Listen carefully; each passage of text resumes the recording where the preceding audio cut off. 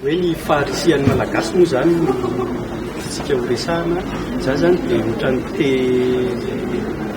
anambara hoe inona angamba mety ho sakana,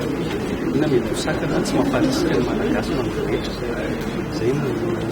resahana kely hitantsika fa mbola commune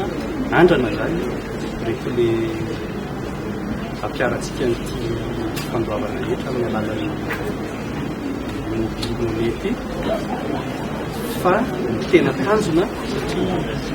zavatra dimena fotsiny tena tanjontsika dia le anerana Madagasikara izy satria hita hoe anisany tena sakana dia misy olona mandany vola be zay vao afaka manao an'izany fandoavan-kely izany dia elatsika amin'izay zany no tena ilatsika nyty fandoavan-ketra amin'ny alalan'ny finday ity satria raha ampitahina zany vola olany amin'ny hoe fandoavan-kely zany ela dia ela raha tsy teny fotsiny afa-tsy hoe ny any commune mavoloatra lavitra ny sampandrarahany etra dia tsy voatery zay hoe zany ivizivizy loatra zany ka raha isitsika hoe amin'ny abetsaky ny vola miditra dia ny mpandometra tambatra kelikely any zany satria mpandometra madinika ihany koa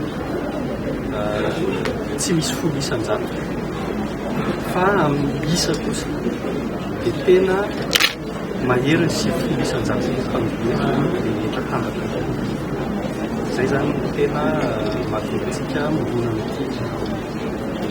fandoavana findakia satria ny isam-pandrarahany etrany tsy dia le mampidi-bola fotsiny ihany koa no tena tanjona